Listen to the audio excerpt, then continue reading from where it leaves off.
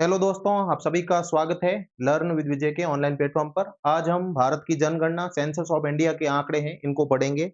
अक्सर एग्जाम में इससे संबंधित सवाल कुछ न कुछ आते ही हैं, भले ही वो जनसंख्या वितरण के हो, पॉपुलेशन डिस्ट्रीब्यूशन के हो, जनसंख्या वर्दी के यानी कि दशकीय जनसंख्या वर्दी के, डिकेडल ग्रोथ रेट के हो, सेक्स रेशियो के हो, लिंगानुपात के, या फिर लिटरेसी रेट साक्षरता दर के हो, एससी पॉपुलेशन के हो, एसटी पॉपुलेशन के हो, और भी कई धार्मिक जनसंख्या के आंकड़े, लैंग्वेज के आंकड़े, ये पूछे जाते हैं और सबसे कॉम्प्लिकेटेड टॉपिक माना जाता है क्योंकि इसमें बहुत सारे आंकड़े होते हैं, फैक्ट्स होते हैं और फैक्ट्स को याद कर पाना थोड़ा-सा कठिन कार्य होता है। तो हम धीरे-धीरे सारे आंकड़ों को एक ही वीडियो में समझेंगे। तो शुरू करते हैं हम। तो भारत की जो जनगणना है, सेंसस ऑफ इंडिया है, ये कब से शुरू हुई थी? ये 1872 से शुरू हुई थी। और पहली जनगणना थी, पहली सेंसस थी, वो 1872 1872 में की गई। वो अपूर्ण थी और पहली पूर्ण जनसंख्या कंप्लीट सेंसस जो हुई थी, वो हुई थी 1881 में 1881। ये कौन करवाता है? ये गृह मंत्रालय, होम मिनिस्ट्री करवाती है। और होम मिनिस्ट्री के अंतर्गत कौन करवाता है? Office of the registrar general and census commissioner इसके लिए रिस्पॉन्सिबल होता है।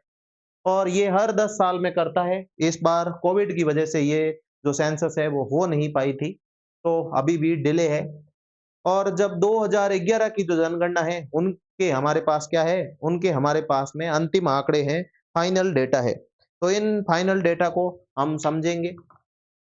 तो सबसे पहले तो जो टोटल पॉपुलेशन है, वो टोटल पॉपुलेशन कितनी थी 2011 की? वो थी 121 करोड़। आप इसको सीधा-सीधा आंकड़ा 121.08 करोड़, ये फाइनल डेटा है। 2 तरह के डेटा होते हैं, वो होते हैं एक प्रोविज़नल, एक होता है फाइनल। प्रोविज़नल अनंतिम और फाइनल यानी कि अंतिम आंकड़े। तो 121 करोड़ 121 करोड़ जो है वो टोटल पॉपुलेशन थी। उसमें से मेल ज़्यादा थे और फीमेल कम थे। मेल ज़्यादा थे और फीमेल कम थे क्योंकि हमारा जो सेक्स रेशियो है वो कितना है? 943 का रेशियो है। 1000 पुरुषों पे 1000 मेल पे फीमेल कितनी है? 943 है। यानी किसके फेवर में है? मेल के फेवर में सेक्स रेशियो ज़्यादा है। तो 1000 मेल पे 943 फीमेल थी और 62 करोड़ लगभग मेल थे, तो फीमेल 58.75 करोड़ या 76 करोड़ थे। अब इसका ओवरव्यू देखें सेंसस का, तो सेंसस का ओवरव्यू देखें, तो इस ओवरव्यू में जो 121 पॉइंट ये 01 करोड़, मैं कह रहा 02 करोड़ थे और 121.08 करोड़ समथिंग है, ये अंतिम आंकड़े हैं। इसको मोटा-मोटा आप वैसे ही, तो ये पॉपुलेशन है, पॉपुलेशन कितनी होगी? इतनी 121.08 करोड़ समथिंग। फिर सेक्स रेशियो है, 940 आया था प्रोविज़नल में, फिर 943 आ गया था अंतिम आंकड़ों में। तो ये सेक्स रेशियो गाँवों में ज़्यादा है, शहरों में कम है। इसका कारण क्या है? Selective migration. हम पॉपुलेशन जियोग्राफी पढ़ रहे थे, तो मैंने कहा था कि सेलेक्टिव माइग्रेशन होता है। शहरों में कौन मज़दूरी करने जाता है? पुरुष जाते हैं और एडल्ट पॉपुलेशन जाती है। तो इस वजह से गाँव में पीछे महिलाएँ रह जाती है, बूढ़े लोग रह जाते हैं। तो इस तरह का हमने समस्या का सामना देखा था। तो ग्रामीण इलाकों में 949 है, जबकि यहाँ पे शहरों में 929 है। फिर सेक्स रेशियो कहाँ पे? सेक्स रेशियो रूरल एरिया में और फिर ये अर्बन एरिया में।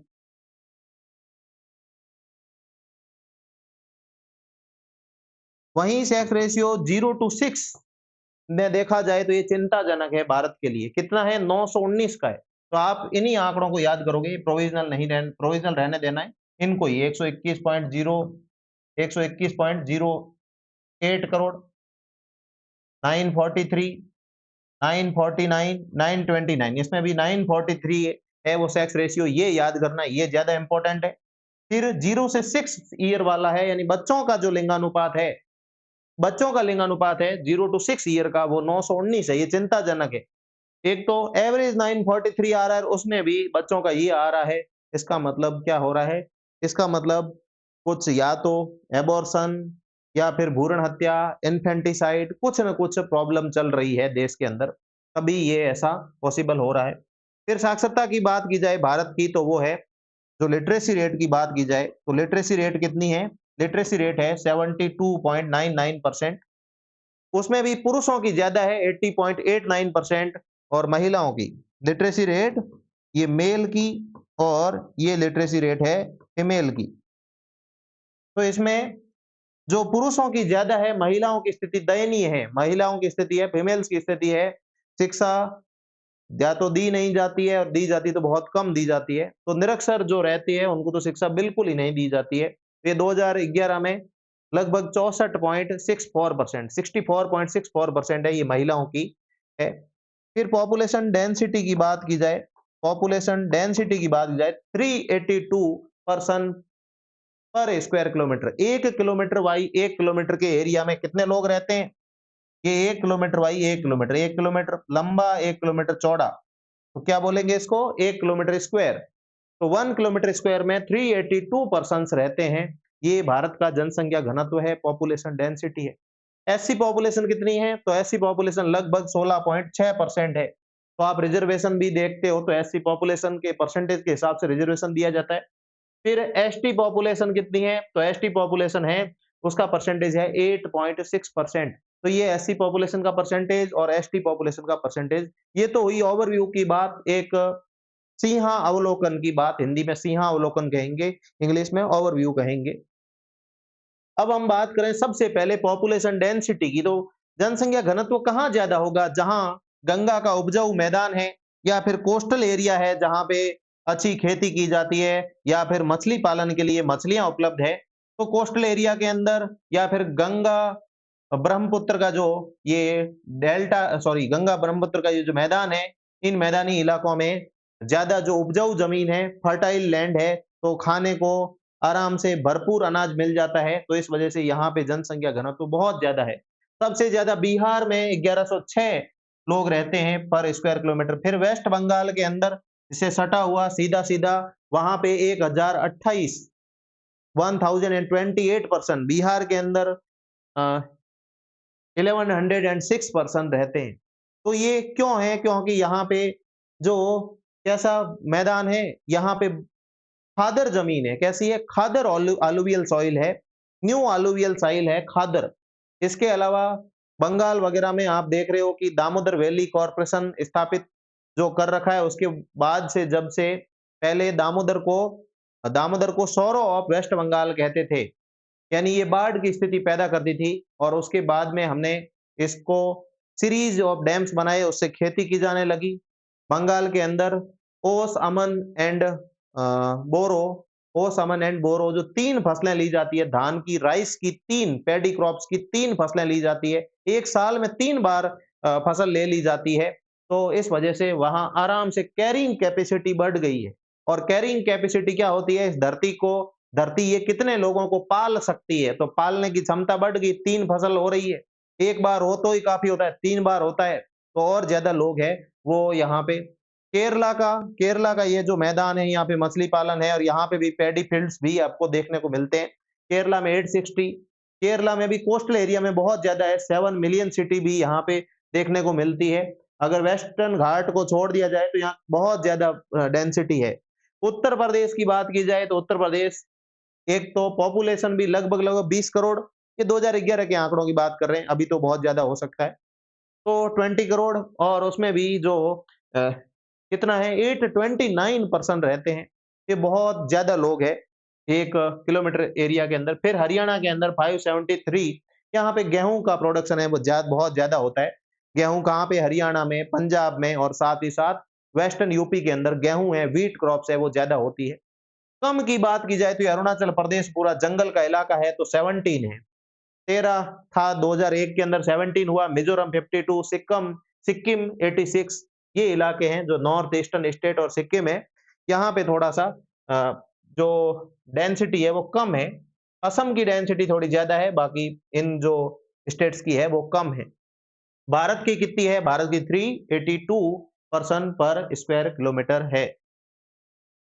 अब पॉपुलेशन डेंसिटी कुछ यूटी की बात की जाए, जहां पे दिल्ली है, दिल्ली में तो 1 स्क्वायर किलोमीटर में ऐसे फ्लैट्स में लोग रहते हैं, वर्टिकल बिल्डिंग्स में लोग रहते हैं, एक के ऊपर एक रहते हैं। तो कितने लोग हो गए? 11,297 लोग रह गए। जब मैं ये आंकड़े देखता था तो मैं सोचता था कि अगर पूरी जमीन पे ये बिल्डिंग साफ कर दी जाए और सारे आदमियों को खड़ा कर दिया जाए ना, तो शायद सोने को भी जगह नहीं मिले, ऐसी इतनी ज्यादा पॉपुलेशन है ये। तो कितने लोग रहते हैं दिल्ली में? 11,297 जो पर्सन है पर स्क्वायर किलोमीटर रहते हैं। चंडीगढ़ में 9,252, पुडुचेरी में 2,598, दमन एंड दीव में 2,169, लक्षद्वीप में 2013, दादरा एंड नगर हवेली में 698, दमन एंड दीव और दादरा नगर हवेली अब तो मर्ज कर दिए हैं, पहले मर्ज नहीं थे। अंडमान निकोबार में 46, तो अंडमान निकोबार में थोड़ा कम है, बाकी सारे ही यूटी के अंदर आप देख रहे हो। अब आप देखोगे कि हम डिकेडल ग्रोथ रेट को देखें तो डिकेडल ग्रोथ रेट का क्रम भी नेट वालों ने पूछा है, कब कौन से साल में कितना था, ऐसे क्रम से जमाने को भी पूछा था। तो 1901 से लगातार हम देखें तो 1901 से 11 में कितना हुआ, 5.75% हुआ। ये सेंसस के डेटा है, सेंसस की वेबसाइट से लिए गए, तो 5.75% हुआ। 1921 के अंदर हमारे यहाँ पे हैजा वगैरह फैल गया था, हैजा वगैरह फैल गया था और उस हैजे की वजह से, हैजा था या शायद प्लेग भी था एक, तो ये जो कॉलेरा वगैरह फैला तो इसकी वजह से जो हैजा की वजह से और द्वितीय विश्व युद्ध में भी काफ़ी सारे सैनिक है, वो गए थे, वो भी शहीद हो गए थे। तो ये जो डिक्रीज़ हुआ, इस वजह से माइनस में थी, एकमात्र ईयर है, एकमात्र डिकेड है, एकमात्र दशक है। दशकीय वृद्धि दर कैसे निकाली जाती है? दशकीय वृद्धि दर है, वो निकाली जाती है 10 सालों में, 10 साल में कितना चेंज हुआ है। तो ये जो है, ये ग्रेट डिवाइड ईयर इसको कहते हैं। पॉपुलेशन का ग्रेट डिवाइड ईयर के नाम से जाना जाता है। कौन सा जाना जाता है? 1921, 1921 है, ये ग्रेट डिवाइड ईयर के नाम से जाना जाता है, क्योंकि यही हमारी दिशा तय कर रहा है। उससे पहले हमारी लगभग पॉपुलेशन स्थिर टाइप थी, यहाँ से तेजी से रैपिड बढ़ने लगी और 11%, 14%, 13%, तो ये थोड़ा-सा यहाँ पे एक्सीलरेशन का फेज आया और यहाँ पे और ज़्यादा तेज़ी से बढ़ने लगी। कौन से? ये वाले जो ईयर है 61, 71, 81, 91, ये ईयर में और ज़्यादा बढ़ने लगी। सबसे ज़्यादा कब बढ़ी? 1971 में 24.80, फिर 81 में 24.66, फिर 91 में 23.87, ये लगातार देखो गिर रही है। 71, फिर 81, फिर 91 और फिर 2001 में ये गिरी और फिर 2011 में गिरी। तो पीक आया 24.80, उसके बाद से लगातार ये गिर रही है। तो 1971 वो ईयर है जहाँ पे सबसे ज़्यादा पॉपुलेशन रही।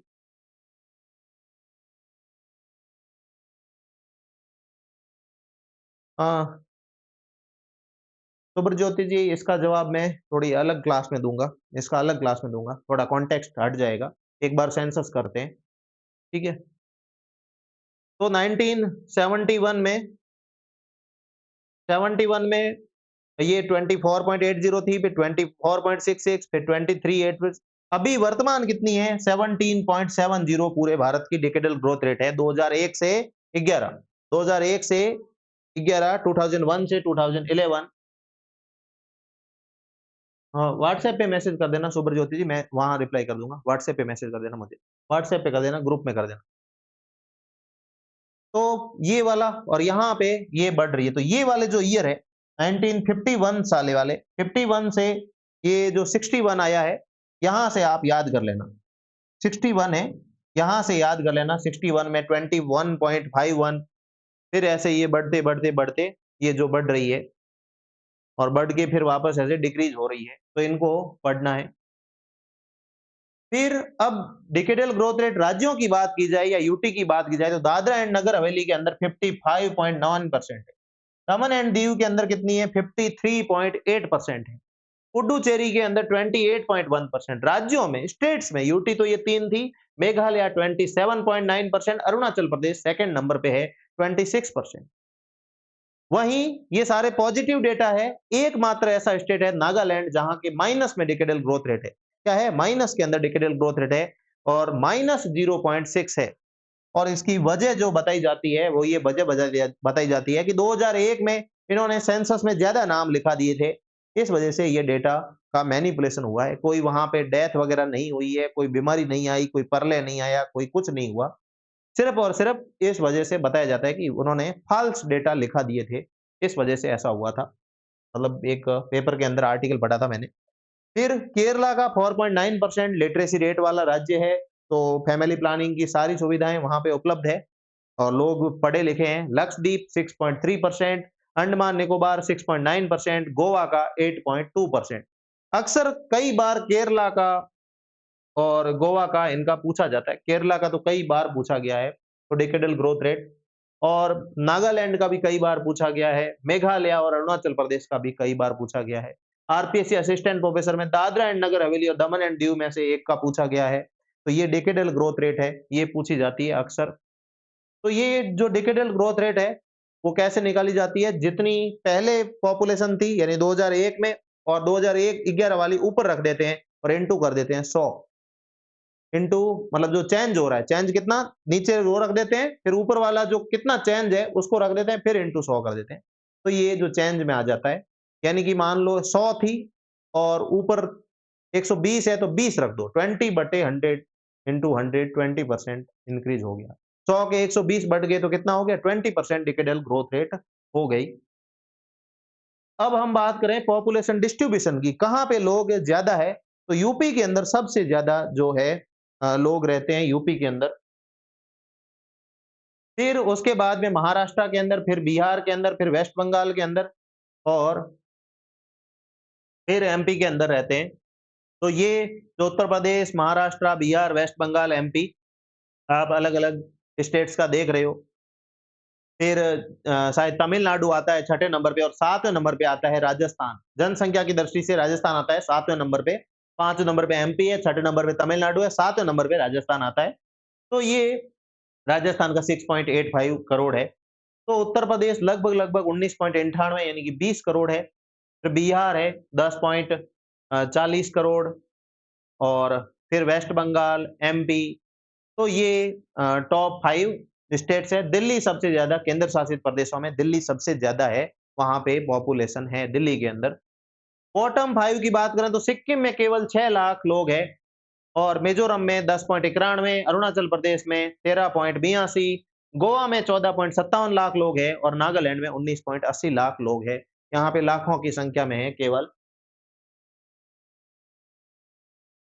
अब है साक्षरता दर की, साक्षरता दर कैसे निकाली जाती है? साक्षरता दर है, वो कैसे निकाली जाती है कि साक्षर कितने हैं लोग हैं। तो साक्षर लोगों का जो परसेंटेज है, वो सबसे ज़्यादा कहाँ पे है? वो है केरला के अंदर।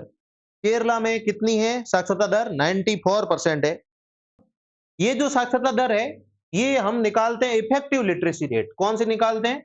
इफेक्टिव लिटरेसी रेट है, वो है। और इफेक्टिव लिटरेसी रेट क्या है? प्रभावी साक्षरता दर क्या है? प्रभावी साक्षरता दर है, वो है 7 एवन एंड अबोव ईयर वाले 7 और 7 साल से ऊपर वाले जो जनसंख्या है, उनका ही परसेंटेज निकालते हैं। बच्चा जन्मा है, साक्षर गिनेंगे कि ये तो निरक्षर है भाई, पढ़ा हुआ नहीं। अरे भाई जन्मते ही कैसे पढ़ेगा? जन्मते ही कैसे पढ़ सकता है? नहीं पढ़ सकता।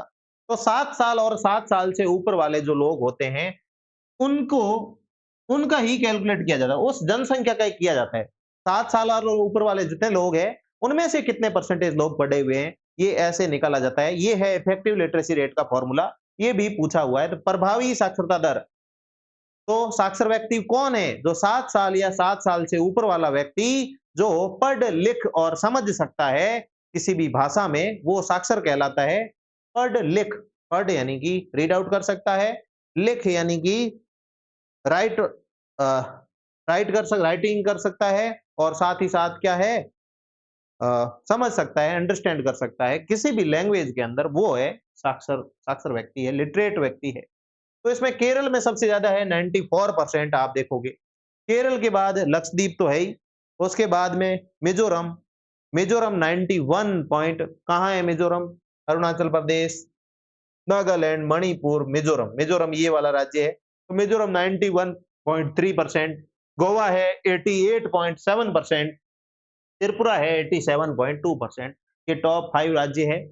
वहीं बॉटम की बात करें तो बिहार सबसे ज्यादा, सबसे अ, बिहार से जो पहला बी आता है, बीमारू राज्यों की बात करते हैं। आजकल तो कहते हैं कि बीमारू नहीं रहे राज्य, पर पहले जो बीमारू राज्य की जो टर्म दी गई थी, तो बीमारू राज्य शायद आशीष बोस ने दी थी ये टर्म। तो बीमारू राज्यों में बिहार आता है और राजस्थान, यूपी, ये सारे बीमारू राज्यों के अंदर आते हैं, एम वाले में एमपी। तो बिहार 61.80% क्योंकि यहाँ की साक्षरता दर सबसे कम है। फिर अरुणाचल प्रदेश 65.38%, यहाँ पे चैलेंजिंग कंडीशन है। कुछ जिलों में तो 6-7 हजार लोग, 8 हजार लोग, ये सबसे कम जनसंख्या वाला जो जिला है, उसके अंदर। तो इतने लोग, छितराए हुए लोग रहते हैं फॉरेस्ट के अंदर जो, तो इस वजह से थोड़ी कम है। राजस्थान में 66.11% है। बिहार बिहार की जो साक्षरता दर है, वो वैसे ही कम है, मेल की भी, फीमेल की भी, दोनों में पहले नंबर पे आता है। राजस्थान फीमेल जो लिटरेसी रेट है, उसमें दूसरे नंबर पे आता है। फिर झारखंड, फिर आंध्र प्रदेश। तो ये जो हमारे टॉप 5 और टॉप बॉटम 5, यानी कि टॉप 5 राज्य है, और ये नीचे से जो नीचे वाले राज्य है, ये है 2011 के सेंसस पे। फिर बात की जाए लिंगानुपात की, तो लिंगानुपात केरला का, केरला पढ़ा लिखा स्टेट है, यहाँ पे 1084 है, 1084 सबसे ज्यादा। पुडुचेरी 1037, तमिलनाडु 996, आंध्र प्रदेश 993, मणिपुर 992। ये इतने अ, आप देख रहे हो कि भाई ये ज्यादा, यहाँ पे सेक्स रेशियो ज्यादा है, 1000 से ज्यादा केवल 2 है। सिर्फ फीमेल्स के फेवर में कौन सा है? फीमेल के फेवर में केरला और पुडुचेरी है। बॉटम 5 की बात करें तो दमन एंड दीव है, वो 618 है, बहुत ही कम है दमन एंड दीव में। दादरा एवं नगर हवेली है 774, दोनों को मर्ज कर दिया है, फिर भी कम ही रहेंगे ये बाद में आगे वाले समय में। चंडीगढ़ में 818, नई दिल्ली मतलब दिल्ली के अंदर 868, और अंडमान निकोबार में 876। राज्यों की बात, ये सारे के सारे क्या है, केंद्र शासित प्रदेश है कम वाले। राज्यों में हरियाणा सबसे कम है, हरियाणा, सिक्किम, पंजाब, यहाँ पे जो है ये सेक्स रेशियो कम है। तो हरियाणा के अंदर और पंजाब के अंदर, ये जो इन राज्यों के अंदर क्या है, थोड़ा सा भ्रूण हत्या वगैरह थोड़े से ज्यादा होते हैं। तो इनके लिए एक बेटी बचाओ बेटी पढ़ाओ अभियान तो चलाया ही गया है, साथ ही डिकॉय ऑपरेशन वगैरह किए जाते हैं, जिसमें ये एबॉर्शन वाले, लिंग परीक्षण वाले जो सेक्स का टेस्ट करते हैं, उनको पकड़ा जाता है। फिर SC ST population, SC ST population है, उसमें एससी पॉपुलेशन की बात की जाए तो एससी मैक्सिमम यूपी में होगी, मिनिमम मिजोरम के अंदर है। स्टेट हाईएस्ट एससी पॉपुलेशन है वो पंजाब के अंदर है, 28.9%। पंजाब में सबसे ज्यादा एससी पॉपुलेशन है, 28.9%। मिजोरम में 0.03% है, और सबसे ज्यादा जो कूच बिहार है वेस्ट बंगाल का, 50.1% है। सबसे ज्यादा एससी पॉपुलेशन कूच बिहार के अंदर है, वेस्ट बंगाल में। कुछ ऐसे स्टेट है जहां पे ऐसी पॉपुलेशन है ही नहीं, अरुणाचल प्रदेश, नागालैंड, अंडमान एंड निकोबार और लक्षद्वीप, यहाँ पे जीरो ऐसी पॉपुलेशन है। एसटी पॉपुलेशन की बात की जाए तो लक्षद्वीप के अंदर 94.5%, मिजोरम में भी 94.5%। सबसे कम है वो है गोवा के अंदर है, 0.04%। पर कुछ ऐसे स्टेट है जो कम क्या बिल्कुल नहीं है वहां पे, वो कौन से? पंजाब, हरियाणा, यहाँ एससी पॉपुलेशन तो है। पंजाब, हरियाणा, चंडीगढ़, ये दिल्ली, ये चारों ही एक दूसरे से सटे हुए। तो ये वाला और पुडुचेरी, यहाँ पे एसटी पॉपुलेशन जीरो है। तो ये राज्य भी कई बार पूछे जाते हैं, ये जीरो वाले। तो ये एससी एसटी पॉपुलेशन हो गई। अब कुछ जो आंकड़े हैं वो है धार्मिक आंकड़े, कुछ जो आंकड़े हैं वो है धार्मिक आंकड़े, धर्म वाले। तो सबसे ज्यादा जो धर्म है, धर्म के आंकड़े देखें, सबसे पहले तो हम ये आंकड़े देख लेते हैं कि धर्म हिंदू है, वो 79.8% है, हिंदू धर्म के 79.8% है। फिर मुस्लिम है 14.2%, ईसाई धर्म है, ये है हिंदू, ये मुस्लिम, फिर ईसाई, फिर सिख,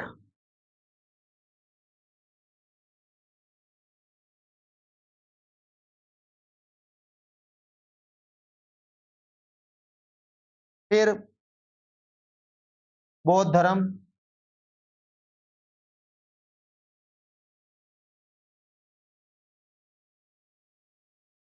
फिर जैन धर्म।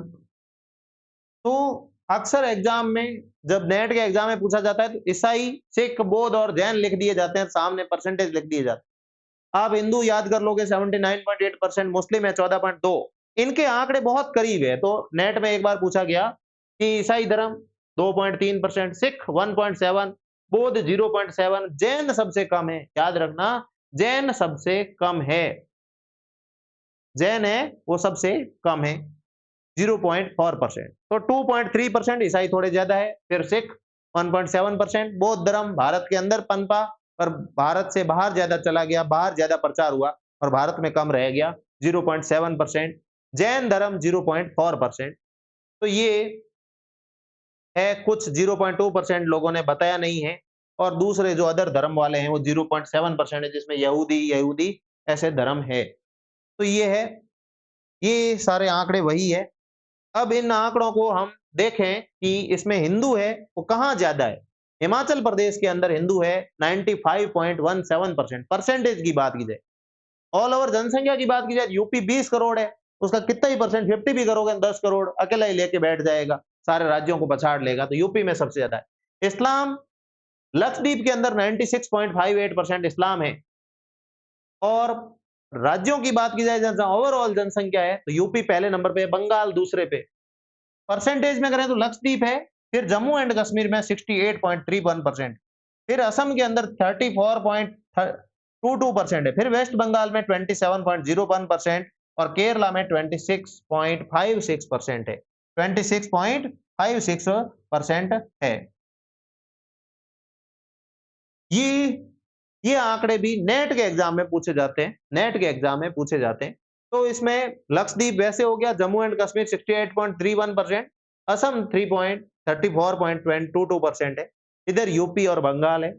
वहीं ईसाई धर्म की बात की जाए तो आप देखोगे नागालैंड में 87.9%, मिजोरम में 87.16%, मेघालय में 74.59%। ये इतने ईसाई नॉर्थ ईस्ट में कैसे हो गए? क्योंकि शुरुआती जो मिशनरी थे इस 20वीं शताब्दी के शुरुआत में या फिर 19वीं के अंत में शायद, उस समय ईसाई धर्म यहाँ पे ज्यादा जो फैला और उन्होंने मिशनरी कार्यक्रम चलाए, और इस वजह से यहाँ पे जो है नॉर्थ ईस्ट में जो ईसाइयों की संख्या ज्यादा है। ये सारी ट्राइबल पॉपुलेशन है, इनको सबको ईसाई धर्म ग्रहण करवा दिया गया है। और मिशनरी जो लोग हैं वो तो कहाँ, आपको पता ही है, अंडमान निकोबार द्वीप में भी पहुंच गए थे और वहां पे भी धर्म चेंज करवाने के लिए पहुंच गए थे। तो और फिर वो एक आदमी गया था, वो तो मारा ही गया था, वहां पे गया था। तो नागालैंड 87.9%, मिजोरम ये। अगर ईसाई धर्म की एब्सोल्यूट जनसंख्या की बात की जाए, नंबर्स की बात की जाए, तो नंबर कहाँ है? केरला में ज्यादा है। और यही सवाल पूछा गया था किसमें? नेट के एग्जाम में पूछा गया था। तो हर जगह से सवाल पूछा हुआ है, इस्लाम धर्म से पूछा हुआ है, ईसाई धर्म से पूछा हुआ है। सिख धर्म पंजाब में सबसे ज्यादा होंगे सिख, भले ही परसेंटेज में करो, ओवरऑल करो, हरियाणा दूसरा, हरियाणा दूसरा। चंडीगढ़ में परसेंटेज में तीसरा नंबर, परसेंटेज में मतलब थोड़ा ज्यादा है, पंजाब के बाद चंडीगढ़ ही आता है, क्योंकि उसकी कैपिटल है, तो पंजाब के बाद चंडीगढ़ ही आएगा ऐसे तो। बट राजस्थान है तीसरे नंबर पे है पॉपुलेशन के हिसाब से। नॉर्दर्न, जो नॉर्दर्न राजस्थान है, गंगानगर जैसे डिस्ट्रिक्ट है, वहां पे गुरुद्वारे वगैरह बहुत है और सिख पॉपुलेशन काफी है। जैन की बात करें तो सबसे ज्यादा जो जैन है वो महाराष्ट्र में है, फिर राजस्थान में, फिर गुजरात में। परसेंटेज में करें तो महाराष्ट्र पहले नंबर पे, दूसरे नंबर पे गुजरात है, तीसरे नंबर पे राजस्थान है, चौथे नंबर पे दिल्ली है। सिख धर्म है वो दिल्ली में भी काफी लोग रहते हैं, दिल्ली के अंदर भी दिल्ली के अंदर भी काफी लोग रहते हैं। वहीं बौद्ध धर्म की बात करें तो बौद्ध धर्म वाला सवाल है, नेट में पूछा गया था। बौद्ध धर्म सबसे ज्यादा बौद्ध धर्म को मानने वाले कहाँ है? महाराष्ट्र के अंदर है, महाराष्ट्र के अंदर है। ये याद मुझे भी मतलब नहीं आया था कि महाराष्ट्र के अंदर कैसे बौद्ध धर्म, अब भाई इतने ज्यादा होंगे क्या? सिखिज्म को जो मानने, सॉरी, बुद्धिज्म को मानने वाले में सिक्किम है वो 27.39% है, फिर अरुणाचल प्रदेश है 11.77%। तो परसेंटेज के हिसाब से और एब्सोल्यूट नंबर्स, ये जो है वो एब्सोल्यूट नंबर है, संख्या है। क्या है? संख्या है, ये एब्सोल्यूट नंबर्स है।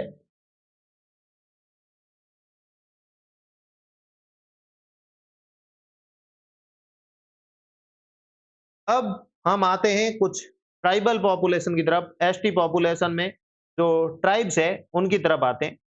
तो ट्राइब्स अलग-अलग जगह पे, वहां पे जम्मू कश्मीर में देखो गद्दी, बकरवाल, हिमाचल प्रदेश में गद्दी है, किन्नर है, गुज्जर है, और उत्तराखंड के अंदर थारू जनजाति, थारू क्या है? मात्र सत्तात्मक है, जहां पे मात्र सत्तात्मक है जनजाति है, उत्तराखंड की है। भूटिया है, ये भूटिया है, जंसोरी, कोल, बक्सा है, बक्सा, राजी, खासा, भूटिया, ये कुछ जनजातियां हैं। तो थारू, बक्सा याद कर ले सकते हैं आप। थारू, बक्सा, भूटिया ये याद कर सकते हैं। सिक्किम के अंदर भूटिया है, लिम्बू है, तवांग है, लेप्चा है। तो लेप्चा, भूटिया और तवांग है, इनको याद कर सकते हो।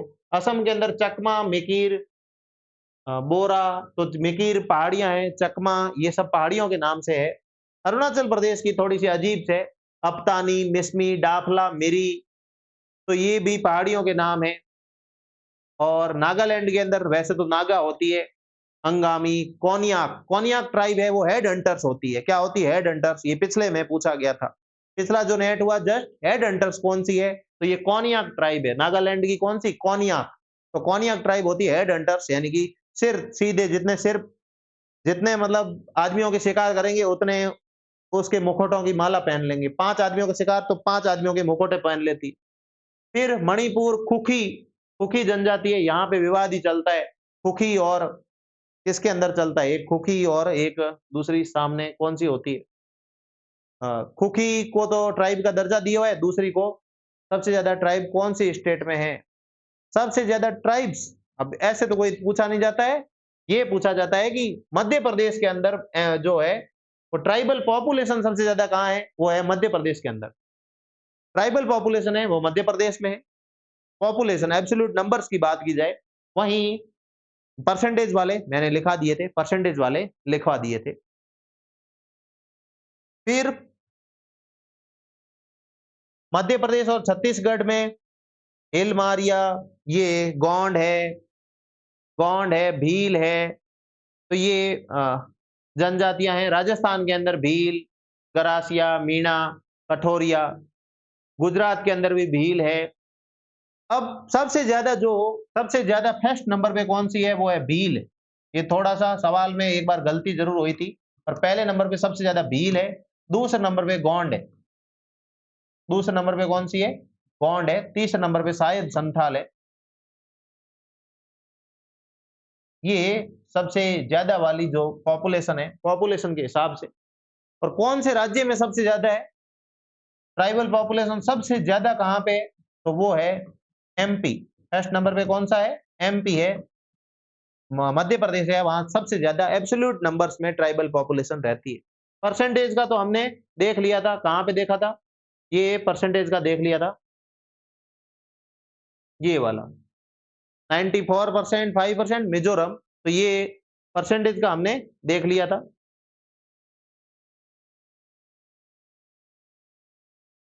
तो ये अलग-अलग राज्यों के हैं। यहाँ पे तमिलनाडु की नीलगिरी पहाड़ियों में, तमिलनाडु की नीलगिरी पहाड़ियों में टोडा रहती है। कौन सी रहती है? टोडा।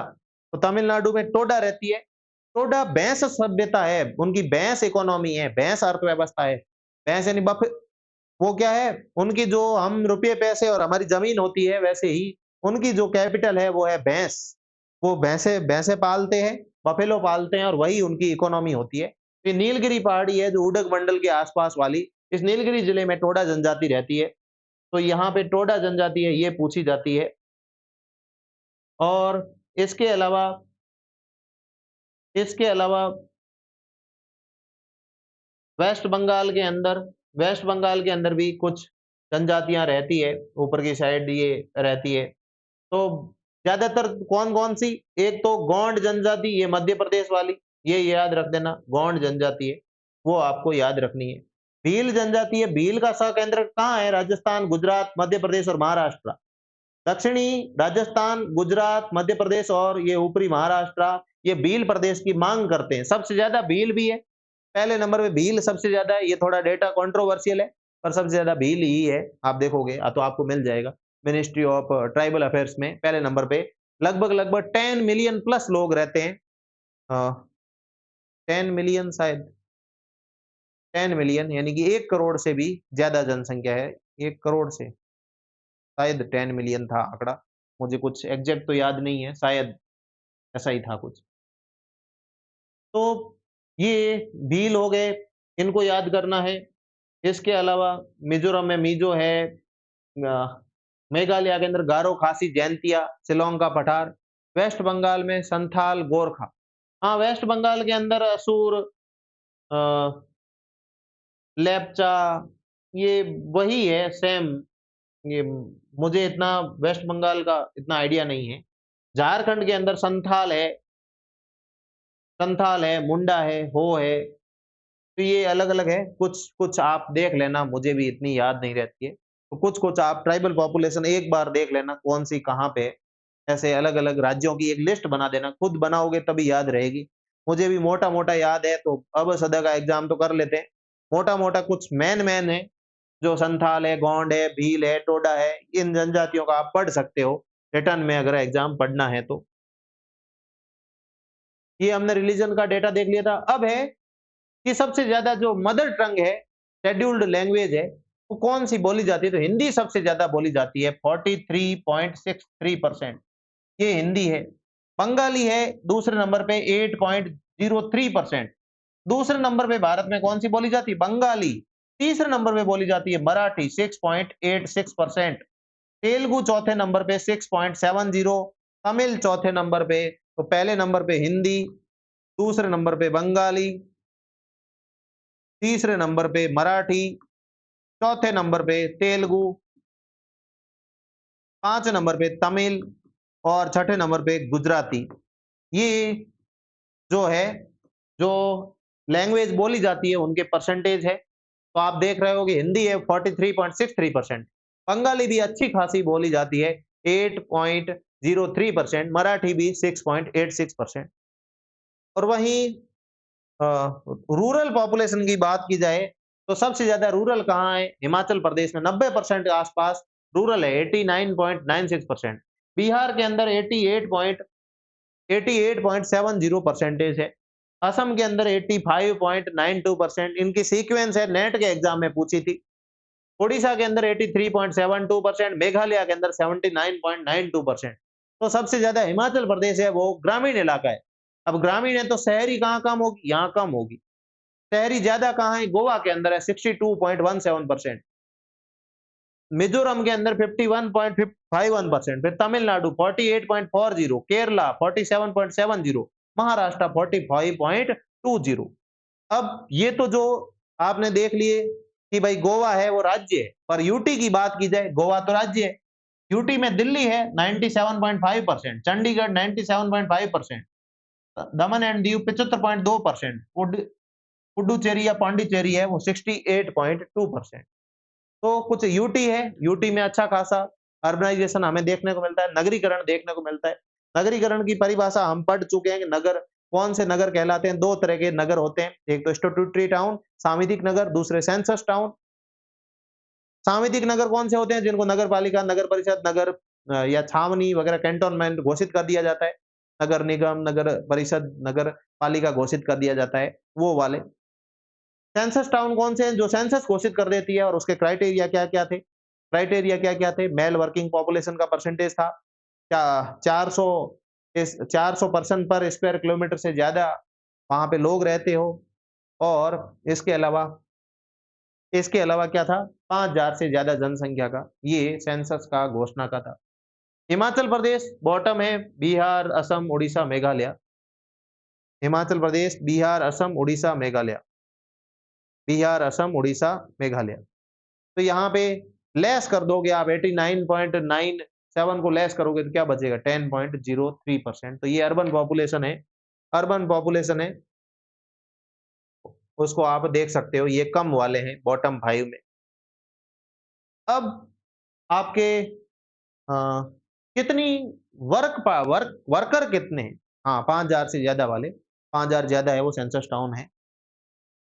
तो वर्कर है, जो श्रमिक है, तो श्रमिक कब श्रमिक है वो 2 तरह के होते हैं, एक मैन वर्कर और एक सीमांत वर्ग श्रमिक। मैन यानी कि मुख्य श्रमिक और मार्जिनल वर्कर यानी कि सीमांत श्रमिक। मैन वर्कर कौन से? 6 महीने से ज़्यादा काम करे। सीमांत कौन से? 6 महीने से कम काम करे।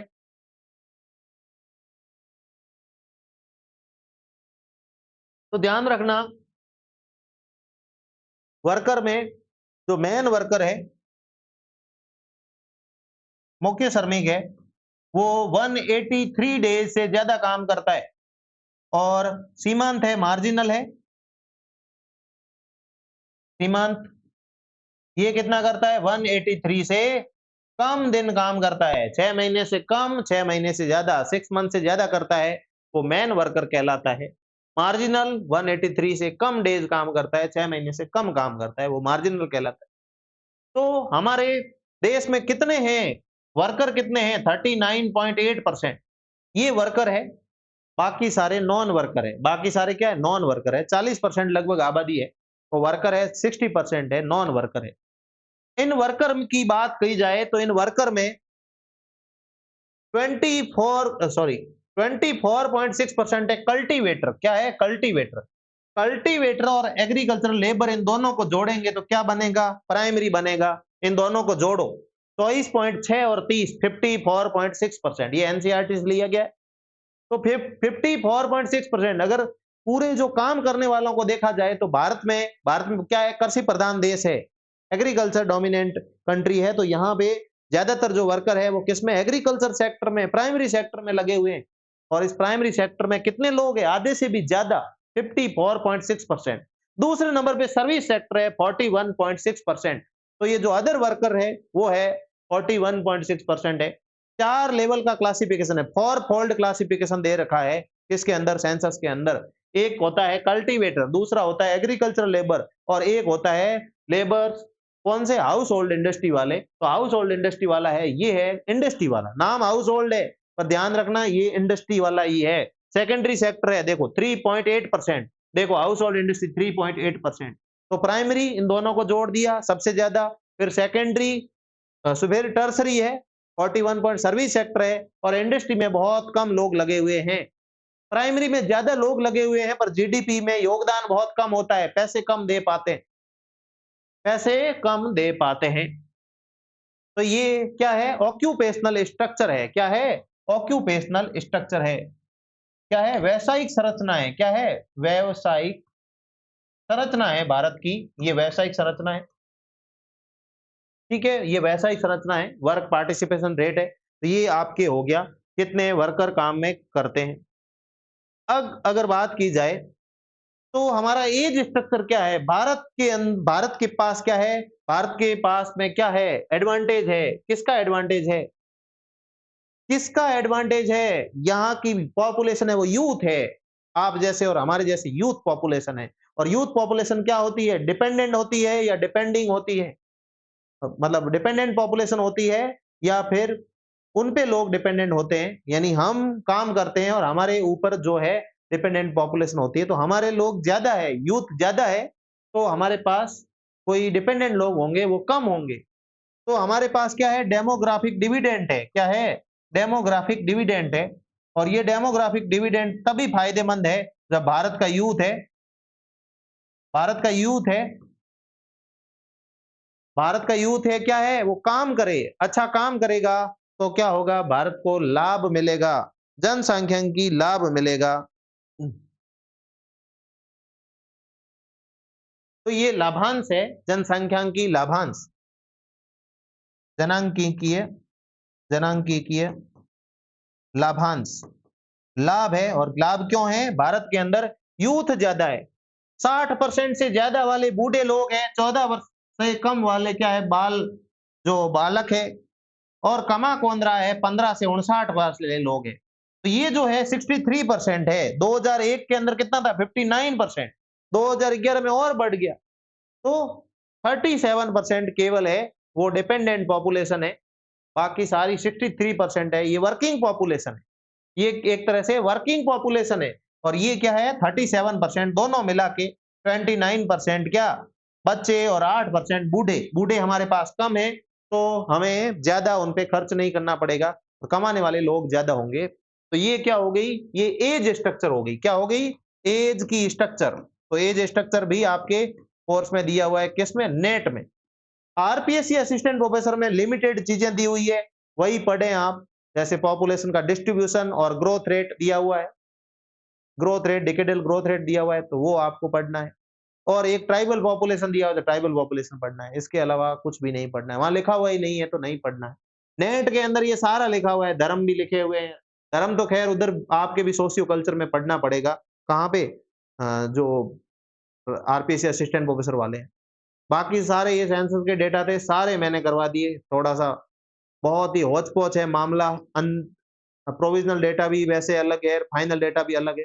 फिर भी मैंने पूरी मेहनत करके इसको मैंने और मेरी टीम ने पूरी मेहनत करके इसको बनाया और आपको सही से देने की कोशिश की। हालाँकि फिर भी डेटा इतने सारे हैं कि दिमाग का पूरा दही करने वाले हैं। तो मतलब कैसा लगा वीडियो ज़रूर बताना मुझे, भले ही व्हाट्सएप ग्रुप में भी करना, भले ही कमेंट करके बताना। तो ज़रूर बताना कैसा लगा आपको video. Thank you very much.